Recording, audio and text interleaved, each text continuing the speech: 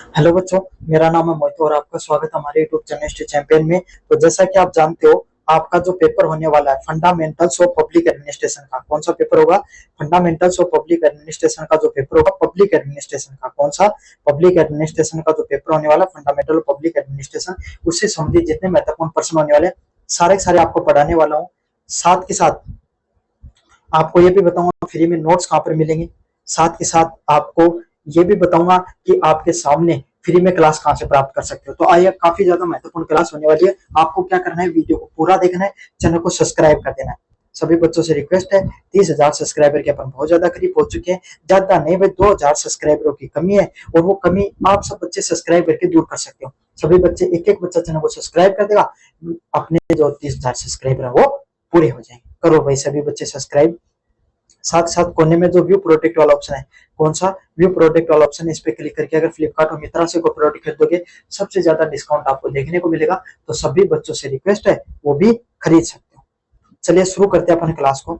इससे पहले सभी बच्चों को बता देना चाहता हूँ, ये पेपर आपका एमडीसी का होगा। इसका पेपर होगा एमडीसी का जो पेपर होगा। और ये पेपर कौन सी कैटेगरी का पेपर होता है भाई? मेजर कैटेगरी का पेपर होता है। कौन सी कैटेगरी का पेपर होता है? मेजर पेपर होता है। मेजर पेपर वो होते हैं जिनको पास करना आपको अनिवार्य होता है। साथ के साथ डिस्क्रिप्टिव पेपर होगा। कैसा पेपर होगा? डिस्क्रिप्टिव पेपर होगा, मतलब आपको लिखना होगा हाथ से। एमसीक्यू नहीं आएंगे इसमें, आपके सामने डिस्क्रिप्टिव होगा, लिखना होगा आपको। समझ में आ गया? ये दो चीजों कंफ्यूजन रहता है, ये आपके बारे में आपको बता दिया। इस पेपर में आपके सामने जो नॉन कॉलेज के विद्यार्थी हैं, इनके जो नॉन कॉलेज के विद्यार्थी हैं, इनके कितने नंबर का पेपर होगा भाई? 150 नंबर का पेपर होगा। कितने नंबर का? 150 नंबर का पेपर होगा। पास होने के लिए आपको कितने नंबर चाहिए? 60 नंबर आपको चाहिए होते हैं। नॉन कॉलेज वालों के लिए 150 नंबर का पेपर, पास होने के लिए आपको 60 नंबर चाहिए। रेगुलर वाले विद्यार्थी जो आपके सामने रेगुलर स्कूल में आते हैं, कॉलेज में आते हैं, उनके लिए 120 नंबर का पेपर होगा। उनको पास होने के लिए 48 नंबर चाहिए। कितने नंबर चाहिए भाई? उनको पास होने के लिए मात्र 48 नंबर चाहिए होते हैं। रेगुलर वालों को 120 नंबर का पेपर और 48 नंबर उनको पास होने के लिए चाहिए होते हैं। समझ में आ गया आपको अच्छे से? चलिए, पेपर के पैटर्न की बात करूं तो पेपर में 3 प्रकार के क्वेश्चन आते हैं मुख्यतः। सबसे पहले आपके सामने प्रश्न देखने को मिलते हैं वेरी शॉर्ट टाइप क्वेश्चन, अति लघुतरात्मक प्रश्न। अति लघुतरात्मक प्रश्नों की बात करें, 10 अति लघुतरात्मक प्रश्न आते हैं जिनका सॉल्यूशन आपको 3 से 4 लाइनों में बनाना होता है। कितने लाइन में? 3 से 4 लाइनों में उनका सॉल्यूशन आपको बनाना होता है। अगले वाले प्रश्न आते हैं शॉर्ट टाइप क्वेश्चन। कौन से? लघुतरात्मक प्रश्न। लघुतरात्मक प्रश्न कितने आते हैं? 4 आते हैं भाई। कितने प्रश्न देखने को मिलते हैं? 4 प्रश्न देखने को मिलते हैं। उसमें से कोई 2 प्रश्नों का आपको, कोई 2 क्वेश्चंस का जो आपको अच्छे से आते हैं, उनका सॉल्यूशन आपको बनाना होता है। समझ में आ गया? अब आपके सामने अगले वाले प्रश्नों की बात करें, अगले वाले प्रश्न इसमें आते हैं लॉन्ग टाइप क्वेश्चन। कौन से? निबंधात्मक प्रश्न। कैसे प्रश्न आएंगे? निबंधात्मक प्रश्न आएंगे। और निबंधात्मक प्रश्नों की बात करूं मैं आपके सामने अगर, तो निबंधात्मक प्रश्न आपके सामने प्रत्येक यूनिट से 2-2 देखने को मिलते हैं। कितने देखने को मिलेंगे? प्रत्येक यूनिट से 2-2 देखने को मिलेंगे। और आपको जो पसंद आए उनमें से कोई एक प्रश्न आपको करना होता है। क्या? प्रत्येक यूनिट से 2-2 आएंगे, आपको जो पसंद आए उसमें से एक एक प्रश्न आपको कर लेना होता है। समझ में आ गया? ये जो पीडीएफ है फ्री में आपको हमारे टेलीग्राम चैनल पे मिल जाएगी। कहाँ पर? टेलीग्राम चैनल पर। टेलीग्राम चैनल का लिंक डिस्क्रिप्शन पे दे रखा है, वहां से डिस्क्रिप्शन में दिए गए टेलीग्राम के लिंक पर क्लिक करोगे, इस प्रकार के टेलीग्राम चैनल पे पहुंच जाओगे। यहाँ पर पहुंचने के बाद ऊपर की तरफ हिस्ट्री चैंपियन लिखा होगा, यहाँ पर क्लिक करना है। जैसे यहाँ पर क्लिक करोगे, यहाँ पर फाइल वाला सेक्शन मिलेगा। कौन सा? फाइल वाला सेक्शन मिलेगा। इस सेक्शन पे कोने में सर्च वाला ऑप्शन मिलेगा, यहाँ पर जाकर एमडीसी सर्च कर लेना। क्या सर्च कर लेना? एमडीसी सर्च कर लेना। और जैसे एमडीसी सर्च करोगे, एमडीसी थर्ड सेमेस्टर लिखा होगा, इस पीडीएफ पे आ जाना। इस पीडीएफ की बात करूं तो यहाँ पर मैंने नीचे की तरफ जो introduction to fundamental of public administration से संबंधित प्रश्न 21 नंबर पेज नंबर पे आपको देखने को मिल जाएगा। कितने नंबर? 31 नंबर पेज पर। कितने नंबर पेज पे आ जाना है इसके? 31 नंबर पेज पे आ जाना है।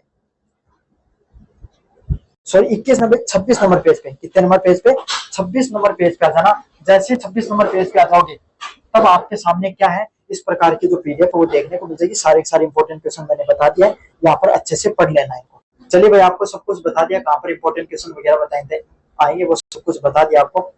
इंपॉर्टेंट क्वेश्चनों को देख लेते हैं। यूनिट फर्स्ट का जो पहला इंपॉर्टेंट क्वेश्चन है, लोक प्रशासन की परिभाषा, प्रकृति व महत्व की विवेचना कीजिए। क्या करना है? लोक प्रशासन क्या होता है, क्या बताना है? लोक प्रशासन क्या होता है उसकी परिभाषा बतानी है। लोक प्रशासन क्या होता है उसकी परिभाषा बतानी है आपको। और वेरी शॉर्ट टाइप क्वेश्चन में तो ये समझ लो यही प्रश्न आएगा। अति लघुतरात्मक प्रश्न जितने भी आएंगे उसमें ये समझ लो कि यही प्रश्न आपको देखने को मिलेगा लोक प्रशासन की परिभाषा। उसकी प्रकृति, क्षेत्र व महत्व क्या होते हैं उसके बारे में भी आपको विस्तार से बताना है। ये प्रश्न आपको लॉन्ग टाइप क्वेश्चन में देखने को मिलेगा। वेरी शॉर्ट टाइप क्वेश्चन परिभाषा आ सकती है, लॉन्ग टाइप में पूरा का पूरा प्रश्न देखने को मिलेगा। Define the public administration and explain it's nature, scope and importance. क्या करना है, पब्लिक एडमिनिस्ट्रेशन को बताना है, एक्सप्लेन करना है इसका नेचर, स्कोप और इंपॉर्टेंस। काफी ज्यादा महत्वपूर्ण प्रश्न है, अच्छे से कर लेना। चलिए अगले वाले प्रश्न की तरफ बढ़े। लोक प्रशासन के अध्ययन में शास्त्रीय व मानव संबंध दृष्टिकोणों की विवेचना कीजिए। क्या करना है, लोक प्रशासन का जब आप अध्ययन करते हो उसमें शास्त्रीय और जो मानवीय संबंध है वो कैसे काम करते हैं उसके बारे में आपको विस्तार से बताना है। Compare the classical and human relationship approach of the study of public administration. Classical और ह्यूमन रिलेशन की जो अप्रोच है वो कैसे काम करती है, किसकी, पब्लिक एडमिनिस्ट्रेशन की जो अप्रोच होती है उसमें, इसके पब्लिक एडमिनिस्ट्रेशन की जो अप्रोच होती है उसमें आपके सामने। चलिए यूनिट नंबर 2 की बात करें। संगठन के सिद्धांत, पदानुक्रम, आदेश की एकता, नियंत्रण क्षेत्र व प्रयोजन की विवेचना कीजिए। तो संगठन के सिद्धांत कैसे काम करते हैं, पदानुक्रम, आदेश की एकता क्या होती है, नियंत्रण क्षेत्र क्या होता है और जो प्रत्यय योजना का विवेचना करनी है। मोस्ट इंपोर्टेंट प्रश्न है। Discuss the principle of organisation, hierarchy, unity of command, span of control and delegation. मतलब भाई कोई भी संगठन होता है ना उसमें कोई पद होता है, भाई आप सबको पता है, कोई भी बड़ा पद हो, कोई बड़े पद का आसीन अधिकारी होता है, कोई छोटे पद का आसीन अधिकारी होता है। तो उसमें जो पद है वो कैसे काम करते हैं, कैसे आदेश देने चाहिए ऊपर से नीचे तक उसके बारे में बताना है। कैसे नियंत्रण क्षेत्र, कौन सा क्षेत्र, नियंत्रण क्षेत्र कैसे काम करता है उसके बारे में बताना है। और जो प्रत्यय योजना होती है उसके बारे में आपको डिस्कस करना है। काफी ज्यादा मोस्ट इंपोर्टेंट प्रश्न है, अच्छे से कर लेना। चलिए केंद्रीकरण, विकेंद्रीकरण की अवधारणा को स्पष्ट कीजिए तथा इसकी लाभ व सीमाओं के बारे में बताइए। क्या होता है, केंद्रीकरण क्या होता है वो बताना और विकेंद्रीकरण क्या होता है। समझ में आ गया, केंद्रीकरण क्या होता है, विकेंद्रीकरण क्या होता है उसके बारे में बताना है। साथ ही साथ इसके क्या लाभ होते हैं, केंद्रीकरण के क्या लाभ होते हैं, विकेंद्रीकरण के क्या लाभ होते हैं और इनकी क्या सीमाएं होती हैं। समझ में आ गया, इनकी सीमाएं क्या होती हैं उसके बारे में भी आपको बताना है। Explain the concept of centralisation and decentralisation, discuss its their merit and limitation. इनके क्या मेरिट होते हैं, क्या फायदे होते हैं, क्या नुकसान होते हैं, इसके बारे में भी आपको विस्तार से बताना है। मोस्ट इंपोर्टेंट प्रश्न है। कैसा प्रश्न है, मोस्ट इंपोर्टेंट प्रश्न है। चलिए यूनिट नंबर 3 की बात करें आपके सामने। कार्मिक प्रशासन की परिभाषा, प्रकृति और महत्व की विवेचना कीजिए। Define the personal administration and explain it's nature and importance. क्या करना है, कोई भी कार्मिक प्रशासन होता है उसकी परिभाषा बतानी है, उसकी प्रकृति और महत्व के बारे में बताना है। मोस्ट इंपोर्टेंट प्रश्न। कैसा प्रश्न है, मोस्ट इंपोर्टेंट प्रश्न है। आपको क्या करना है, डिफाइन करना है पर्सनल एडमिनिस्ट्रेशन को और एक्सप्लेन करना है इसके नेचर व इंपॉर्टेंस को। समझ में आ गया, पर्सनल एडमिनिस्ट्रेशन कैसे काम करता है उसके बारे में बताना है, उसकी प्रकृति और महत्व कैसे काम करता है उसके बारे में आपको बताना है।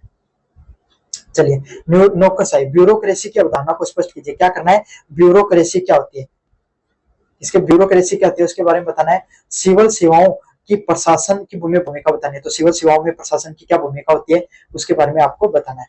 Explain the concept of bureaucracy, नौकरशाही कैसे काम करती है। भाई समाज में सबको IAS IPS मिलने का अधिकार, सरकारी नौकरी का जुनून होता है तो उसी को नौकरशाही के नाम से जानते हैं। तो कैसे काम करती है भाई नौकरशाही, ये बताना है।